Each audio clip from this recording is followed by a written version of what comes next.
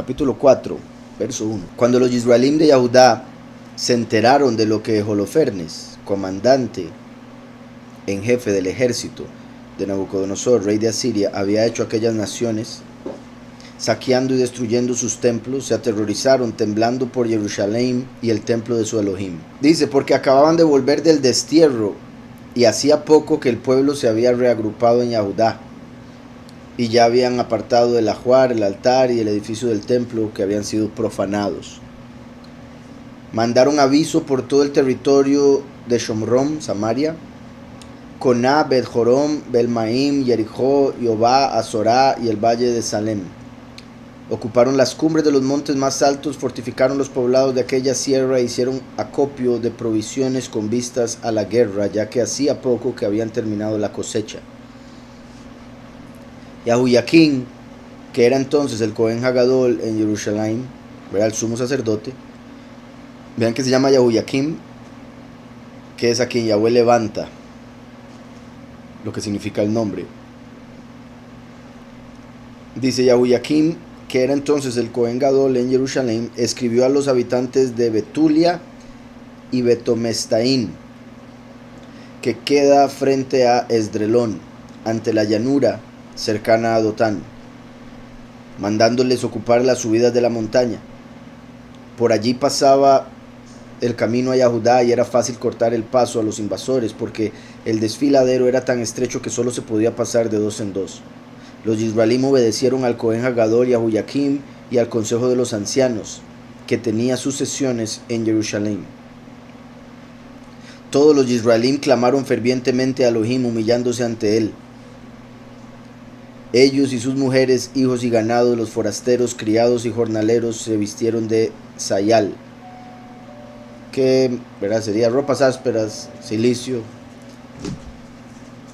Vean como apenas estaban volviendo del destierro y ahora se encuentran ante otra amenaza. Habían apartado el templo, que habían sido profanados, ¿verdad? Y ya estaban a punto de volverlo a profanar, según lo que estaba haciéndole a todos los demás templos en el mundo Nabucodonosor a través de su siervo. Dice, todos los Yisraelim clamaron fervientemente a Yahweh, humillándose ante él. Ellos y sus mujeres, hijos y ganado, los forasteros, criados y jornaleros, se vistieron de sayal. Y los que vivían en Jerusalén, incluso mujeres y niños, se postraron ante el templo, cubierta la cabeza con ceniza, extendiendo el sayal ante el soberano.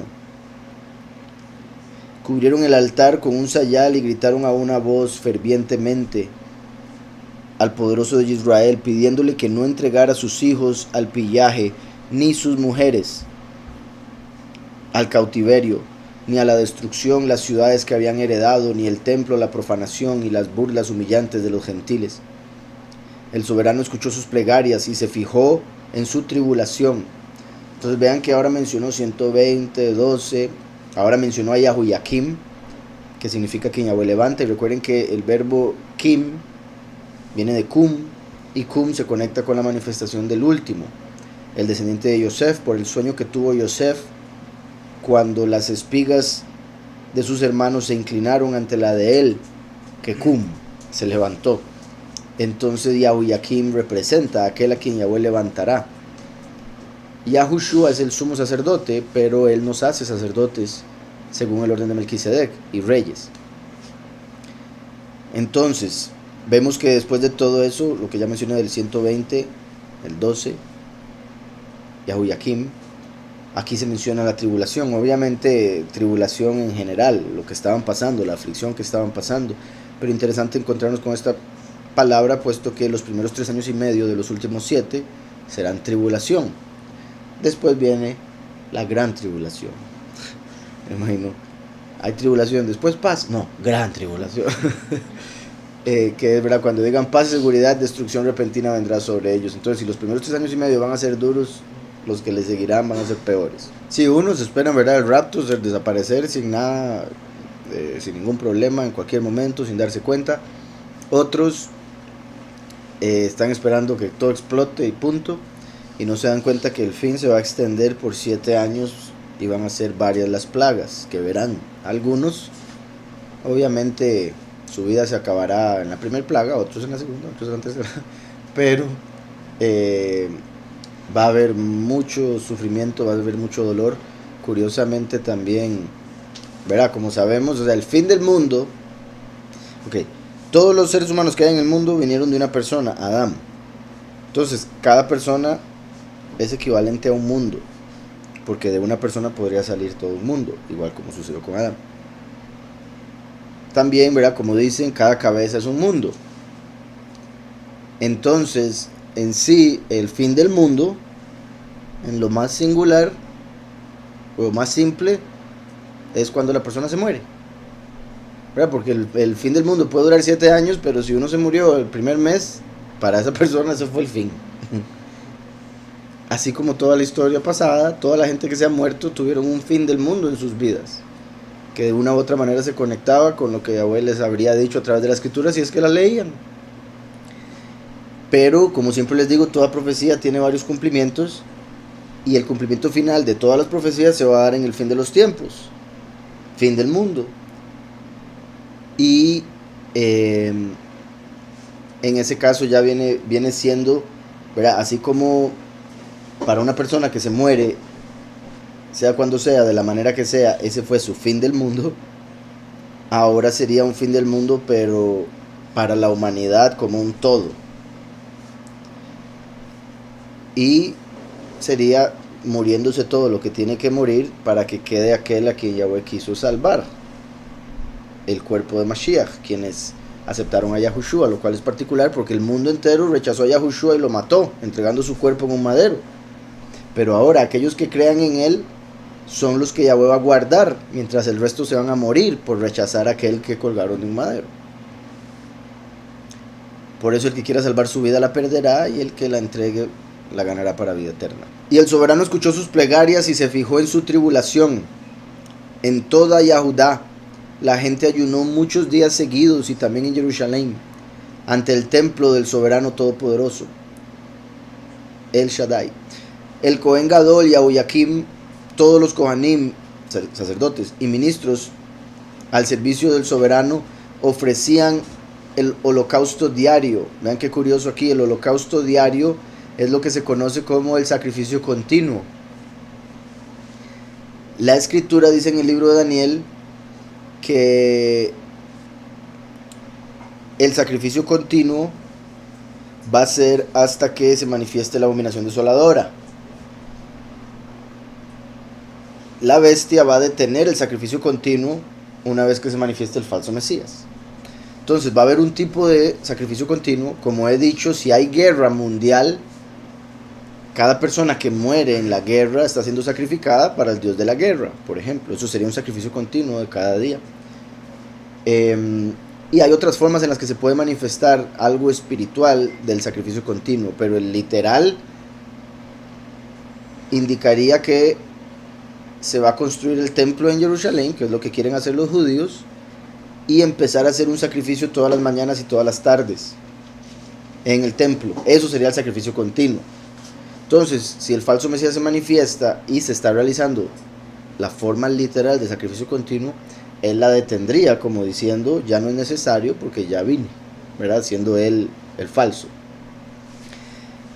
La escritura hace una matemática muy interesante que nunca he visto yo y es simple la matemática, simplemente es cuestión de conectar 3 versos, pero no me lo he encontrado en ningún lugar, quizá porque va en contra de la doctrina oficial del cristianismo.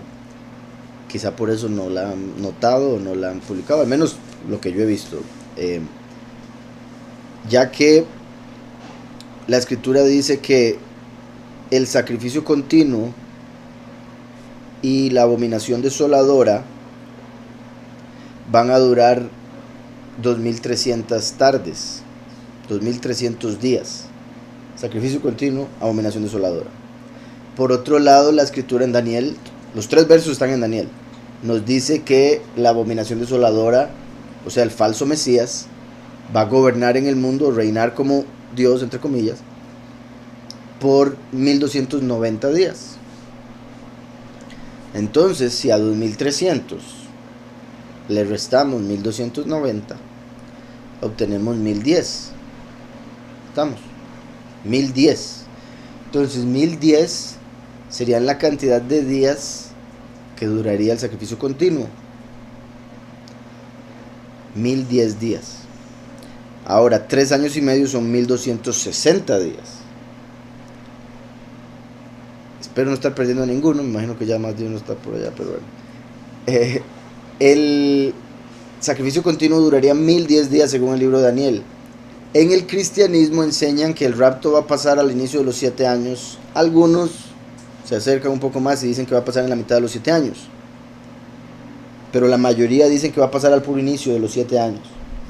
Y ellos piensan que una vez que sean quitados del mundo es cuando ya se van a establecer los sacrificios en el templo, en Jerusalén. Entonces ellos dicen, sacan a los cristianos del mundo y empiezan los sacrificios.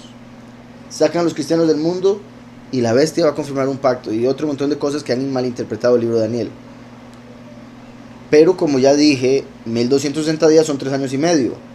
El final de los tiempos son 7 años. Entonces son 1260 por 2, claramente. Pero el sacrificio continuo solo dura 1010 días. Entonces eso significa, puesto que los primeros 3 años y medio son 1260 días, eso significa que el sacrificio continuo va a empezar 250 días después del inicio de los últimos 7 años. Entonces van a empezar los últimos 7 años, van a ir corriendo los días, el tiempo, y los cristianos ni cuenta se van a haber dado de que ya están dentro de los 7 años, porque ellos esperan que el sacrificio continuo empiece después del rapto. Van a pasar 250 días, que nos pondría en Hanukkah. Entonces lo más seguro, van a empezar los sacrificios continuos en Hanukkah, o cerca de Hanukkah, al final al menos. Y cuando llegamos a los 250 días empezaría el sacrificio continuo. Los cristianos ya al llegar ahí o van a poner excusas de que hacen ese sacrificio continuo, o se van a empezar a asustar, porque van a decir, ¿cómo es eso? ¿Cómo se están haciendo ahorita sacrificios en el templo y estamos todavía aquí, no se ha dado el rapto? Entonces ahí es donde van a entrar los otros cristianos y van a decir, ven, que no era al inicio, era la mitad. Y otros cristianos van a decir, no, era al final, porque también tienen esa doctrina. Entonces van a ir excusándolo de una y otra manera hasta que llegue y pase todo. Pero mi punto es que la matemática que nos muestra el libro de Daniel revela que el sacrificio continuo empieza 250 días de ya haber empezado los últimos 7 años. Puesto que con todos los números que nos da Daniel, si empieza el sacrificio continuo, podemos decir, faltan 1010 días para que se manifieste la abominación desoladora. Por ende, 1010 días para la huida. Porque Yahushua dijo, cuando vean a la abominación desoladora, huyan. Eso sería el cumplimiento literal. Pero yo estoy abierto a que Yahweh lo haga solo espiritual. ¿Sí me explico? Ahora, sería muy bueno en el sentido de obvio si lo hacen en el templo. Pero yo estoy abierto a que suceda algo y podamos decir, yo creo que ese puede ser el sacrificio continuo, ahí veremos. Y como les dije, de todas maneras sí tiene que suceder cerca de Hanukkah, así como en la Tercera Guerra Mundial sucedería en el otoño. Entonces, el Cohen Gadol y Yahoyakim, todos los sacerdotes y ministros al servicio del soberano, ofrecían el holocausto diario, el sacrificio continuo, una vez más haciendo alusión al final de los días, cuando Daniel menciona el sacrificio continuo. Las ofrendas y dones voluntarios de la gente, ceñidos con sayal, ¿verdad? Con las ropas ásperas, como los 2 testigos, van a estar predicando con ropas ásperas los primeros 3 años y medio, mientras van a estar haciendo sacrificio continuo. No los discípulos, ¿verdad? Los testigos no van a hacer el sacrificio continuo.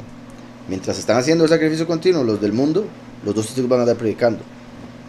De hecho, ahora que menciono eso y también lo que mencioné de el aspecto espiritual y literal de eso, si los 2 testigos, como sumo sacerdote y sacerdote, o como rey y sacerdote, están dando la prédica y a través de la prédica vienen las plagas, y a través de las plagas muere gente, en cierta manera esa gente que está muriendo continuamente durante toda la prédica, los 2 testigos se podrían ver como sacrificio continuo.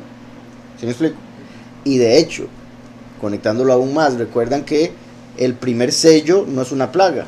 El primer sello es el testigo como Moshe, que es el último. El testigo como Moshe empieza a predicar en el primer sello. Después viene el segundo sello, que es guerra, la cual se da en otoño, como dije ahora. El otoño empieza el último día, otoño, ese es el invierno. Otoño empieza el primer día de Itanim, Yom Teruah, y termina el último de Hanukkah. Entonces se podría todo conectar, puesto que si el segundo sello empieza la guerra y el segundo sello es la primer plaga que anuncian los dos testigos directamente, podría ser el inicio del sacrificio continuo, puesto que los dos tiempos se conectan al final del otoño. Sería el final de los 250 días. ¿Ah? No. ¿Dónde empezó? Okay, voy a volver a explicar. Y déme un momento para hacerlo exacto.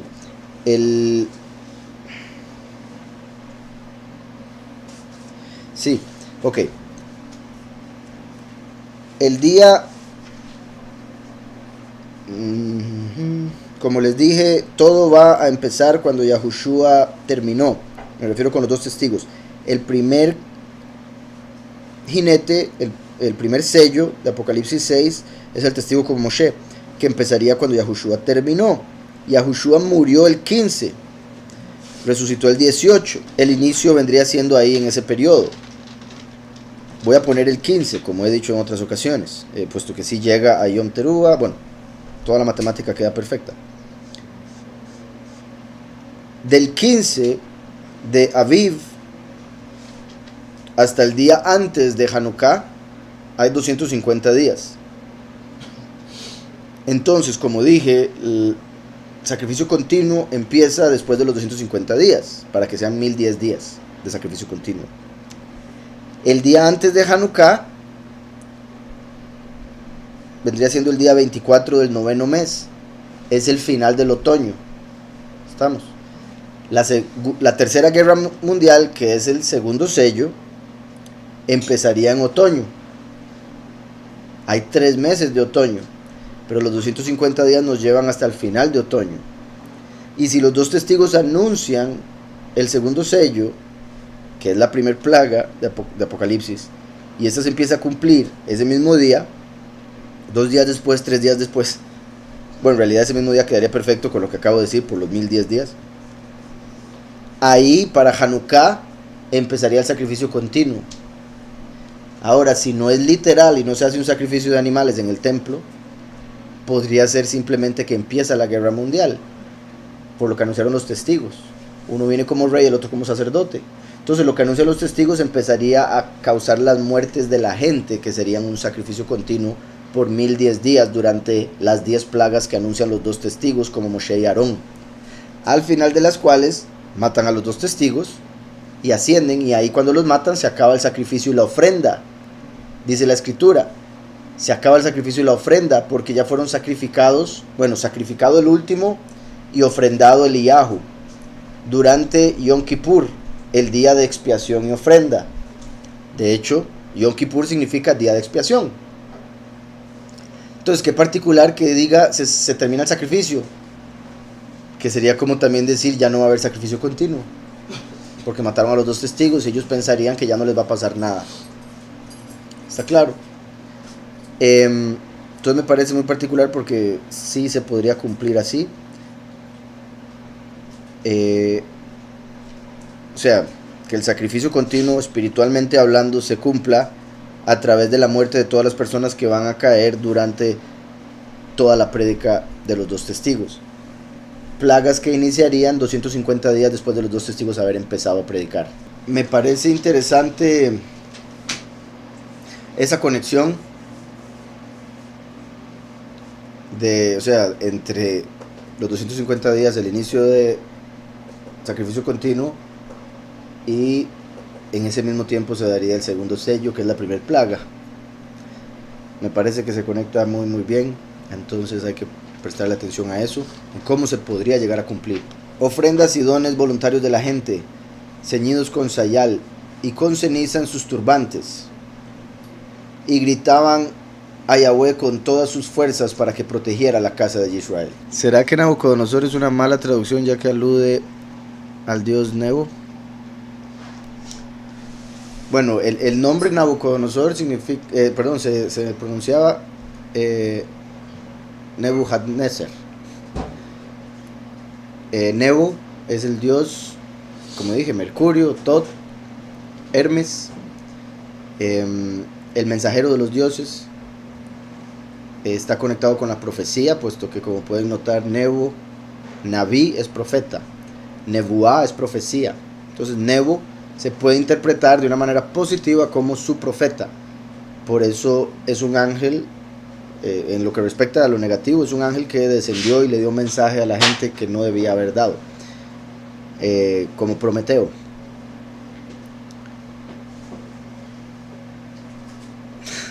Entonces Nebuchadnezzar. Por si algo, también recuerden que a Moshe lo enterraron en la montaña de Nebo,